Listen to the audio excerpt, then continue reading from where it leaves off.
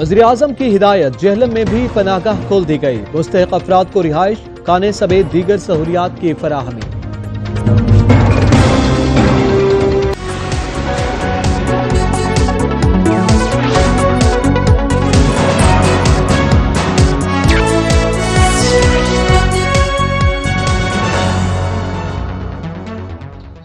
अस्सलाम वालेकुम, इलाकाई खबरनामा के साथ मैं हूं एतजाज नकी।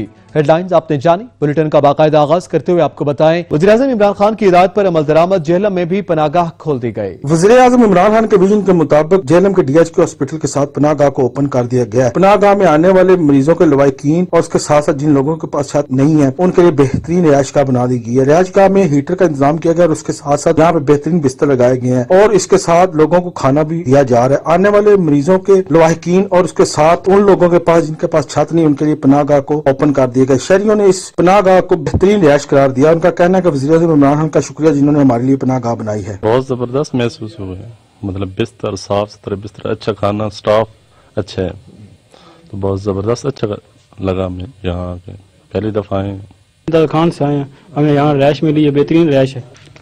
डेली की हमारी है तादाद तकरीबन 34। ठीक है, खाना भी देते हैं उनको, रिहाइश भी देते हैं और जो बंदे बाहर से आते हैं जिनके पेशेंट नहीं है उनको भी रिहाइश की सहूलत देते हैं, सुबह नाश्ता भी देते हैं, ये सारी चीजें इधर। जी, हमें तरबियत दी गई है, हमें इखलाक से पेश आने की बताया गया है। ठीक है, बेहतरीन तरीके से हम डील करते हैं इनको। जो भी बंदा आता है तरीके से समझाया जाता है भी किस तरह करना है। जो बंदा आता है कई दफा आते हैं, अभी अंदर जाना है, आते जाते हैं, सारी रात आते जाते हैं। जिसको इमरजेंसी पेश आ जाती है वो बंदा जाता है फिर इधर आ जाता है। सारी रात तकरीबन शेल्टर होम खुला रहता है। सख्त सर्दी में यहाँ पे जो मरीजों के साथ अटेंडेंट्स आते हैं और उसके साथ जिनके लिए अपनी छत नहीं, यहाँ पे हीटर भी लगे हैं और इसके साथ साथ अच्छा खाना और अच्छी रिहाइश भी दी जा रही है।